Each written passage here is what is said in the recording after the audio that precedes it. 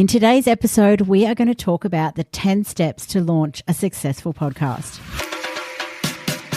Welcome to Podcasting Tips and Tricks with Lyndall Harris, a show sharing quick, actionable tips, tricks, and advice to help you on your podcasting journey.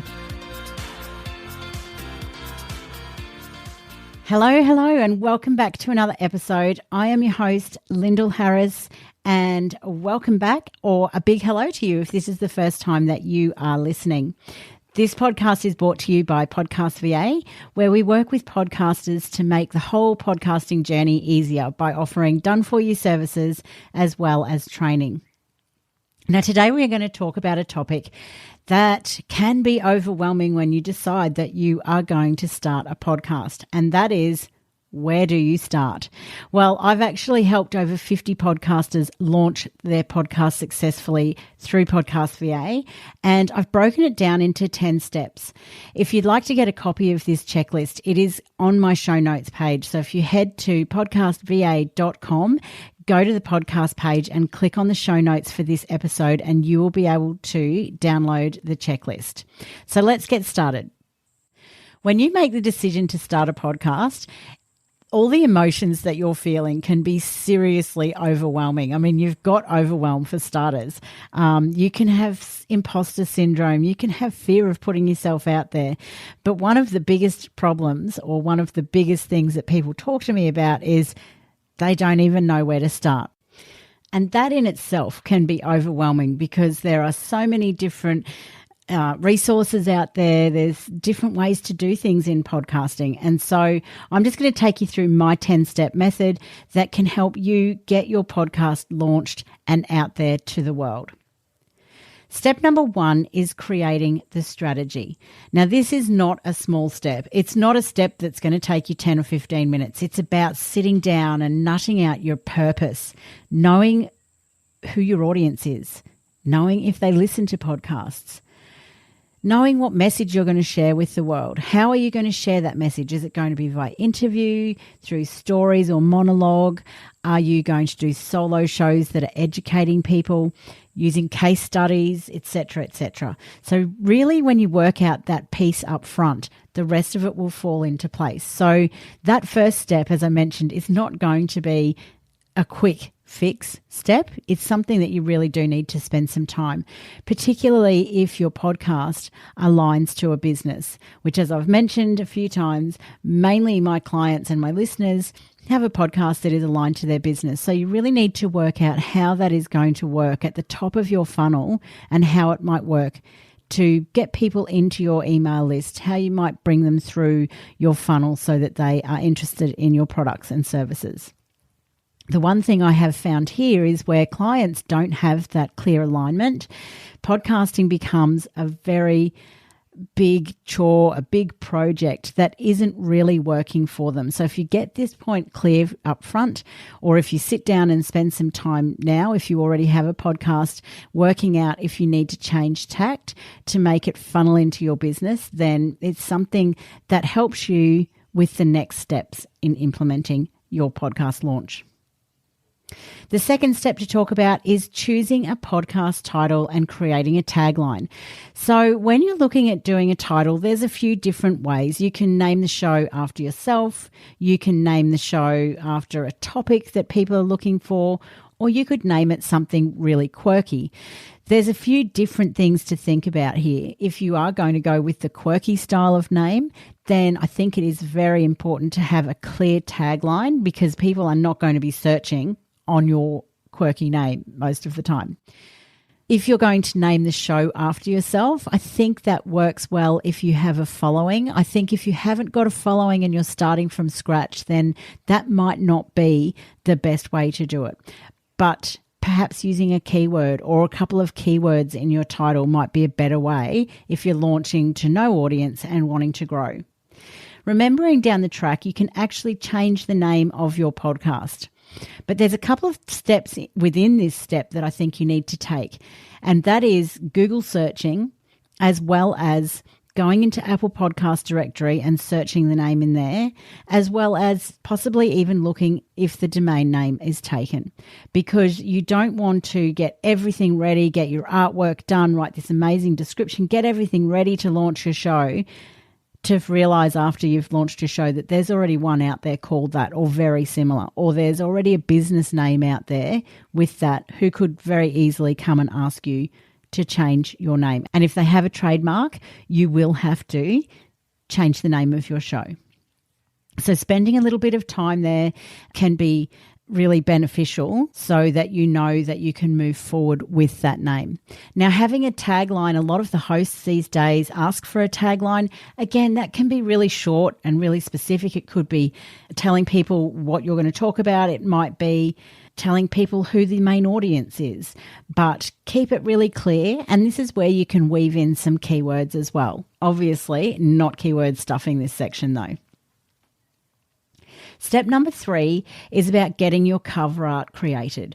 Now, creating your cover art needs to be to a very specific dimensions. Otherwise, Apple Podcasts will not accept it. So you need to actually get a cover art created that is between 1400 and 1400 pixels up to 3000 by 3000 pixels. If you are looking to do this yourself, Canva does have an option as well in there called album art, and you can go in there and use that to play around with. But if you create something at, say, 800 by 800, you won't be able to upload that into your host and submit it to the podcast directories. It'll come back with an error. So just be really mindful of the size of it. Now, when we're talking about the design of it, something you want to keep in mind is that most people are looking at the thumbnail on a device like a mobile or an iPad. People might look at it on the computer screen, and when you start creating it, it looks massive when it's on your screen. But when you're looking at it on a mobile phone, it's a thumbnail size. And so with that in mind, you want something that really pops out if there's someone is looking through the lists, and you want something that has not got too much wording on it. Because if I'm looking at it on the phone, I can't read what your tagline is, or if you've put a couple of sentences explaining what the podcast is about. So really keep it minimal. If it's a business podcast, you might decide to keep it aligned with the branding of your business. So using the same fonts or the same colors or the same imagery. But just think about something that will pop out when you're looking at it on something as small as a mobile phone. Step 4 is writing your podcast description. Now, your podcast description is super important. It is what people look at after the name of your show, and it can have a big impact on whether people actually want to listen and subscribe. So here is where you want to craft it really carefully. Include some keywords in here, weave them in. Again, don't use it as a place to keyword stuff, but think about what people might be searching, because it is what will potentially show when people are searching for certain things in the podcast directories. So choose your words carefully. Maybe ask a few questions or identify the audience that you want to listen to the show, but make sure you spend a little bit of time crafting a really good podcast description.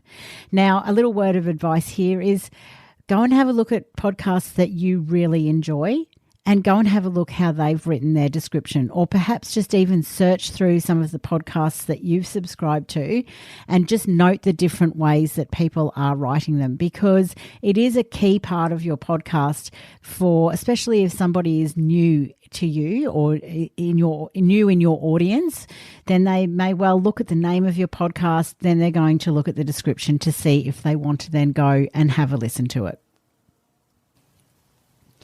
Creating an intro and outro is step number 5. So creating an intro and outro. Now, this is something that will do a whole episode on in itself. And in fact, quite a few of these steps will have their own podcast episode in future.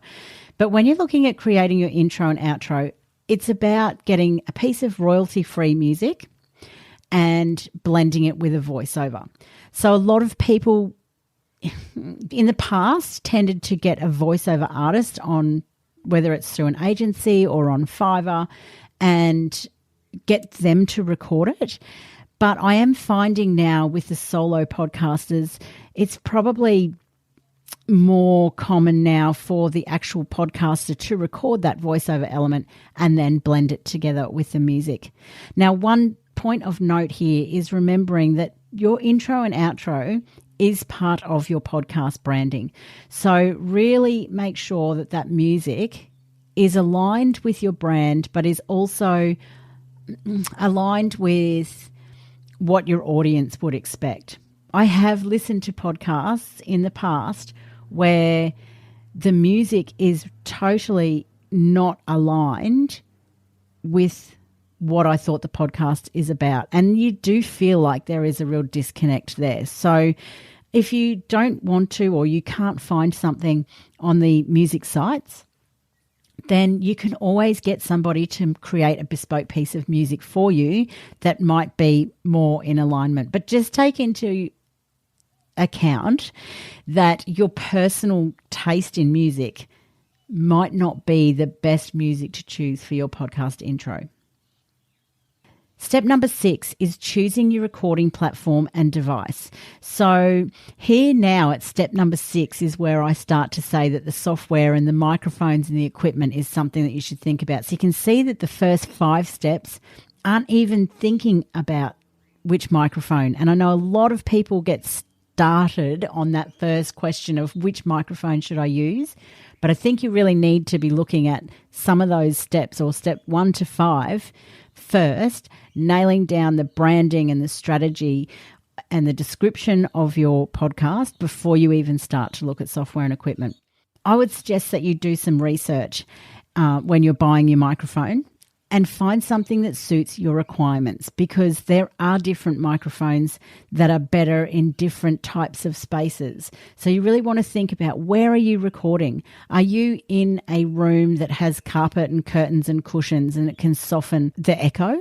Or are you sitting in a tiled room with floor-to-ceiling glass windows with a very high ceiling, which will obviously have a lot of reverb? So you just need to be mindful about where you'll do most of your recordings. Some people are out on the road recording, so they need to have different equipment and different microphones again. Are you interviewing people all of the time? Are you going to interview in person, or are you going to do it over a platform like Zoom or Zencastr or something like that? So really be mindful about that before you just go out and go looking for a microphone to start podcasting. Now, when it comes to software, there's lots of different suggestions. Some of the editing platforms that you might want to look at might be GarageBand, Audacity. Oh gosh, there's Adobe Audition. There's so many different editing programs that you can use. They're good ones to start off with. To actually record interviews, you might want to look at Zoom, you might look at Zencastr or Squadcast or something like that. Be mindful when you're recording an interview that you want to use a piece of software that can split the tracks per person, because it just makes the editing a whole lot cleaner if you've got 2 tracks. Unfortunately, Skype don't offer that in their recording at the moment. So I tend to sort of veer away from recommending Skype because it doesn't have it in its inbuilt platform. If you do use a third-party recorder with Skype, then that might allow you to have those split tracks, but just the in-Skype recorder doesn't at this stage. Step 7 is to download a piece of software called Auphonic. When you've edited your episode together, use a piece of software called Auphonic, which it's an automatic audio post-production tool, and it just levels everything. It gets it to the right bit rate, it gets it to the right volume for podcasts, and it can level tracks if you've got a guest that's quieter than the host, etc., etc. And it just finishes it off, it polishes it at the end. So then that step is download Auphonic. Step 8 is to create your hosting account. Now, there are a whole range of different hosts. Usually I will sit with recommending someone like Whooshkaa, Omny Studio, Libsyn, Podbean. That's just to name a few. But the way that a podcast works is you sign up to a host and you integrate that RSS feed you get through the host with the different directories like Apple Podcasts, Google Podcasts, Spotify, Stitcher Radio, iHeartRadio, all the other directories where you have your podcast appearing. And then all you need to do is upload each episode to your hosting account, and that will push it out to the various directories. Step number 9 is submitting your podcast to the various directories. So you've set up your hosting account, you've set up your show details and your artwork and your description, and you've uploaded the first couple of episodes, and then you want to submit it to Apple Podcasts and Stitcher and Spotify. Now, Google Podcasts is a slightly different process. So you might just want to Google how to get your podcast on Google Podcasts, and you can Google any of the directories that you want to get onto, or you might find really helpful resources in the help and support section of your host. So look that up. And lastly, step number 10 is post your podcast on your website and share it everywhere on social media, because that promotion piece is super important. When you're launching your podcast, you might decide that you want to do little teasers. You might do some teaser videos. You might let your audience know via email marketing that you're going to release a podcast shortly. But the promotion is super important. Now, there's a lot of talk about how to get into the charts and everything on Apple Podcasts. And I can tell you that the charts are based on the activity within a 7-day period. And so if you have a lot of people subscribing within a 7-day period and listening to your podcast, then you're more likely to be pushed up the charts that way. So that goes through the 10 steps of launching a successful podcast. As I mentioned earlier, if you want to get this download, you can go to my website and jump onto the show notes page for this particular episode, and you will be able to download it from there. If you've got any questions, please feel free to reach out through my website, or if you use Facebook, you might like to join my podcast community there called the Australian Podcasters Collaborative. It is a group from newbie podcasters who haven't launched yet right through to seasoned podcasters, and it's a really encouraging place where you can ask questions, ask for advice, share your launch, share your episodes there, and just network with a whole lot of other podcasters. So please feel free to look us up and join there. That is it for this week. Thank you so much for tuning in again, and I will chat to you next week. Thank you so much for listening. If you enjoyed the show, make sure you subscribe in your podcatcher so you don't miss an episode. And whilst you're there, I'd love it if you'd leave me a rating and review to help other podcasters.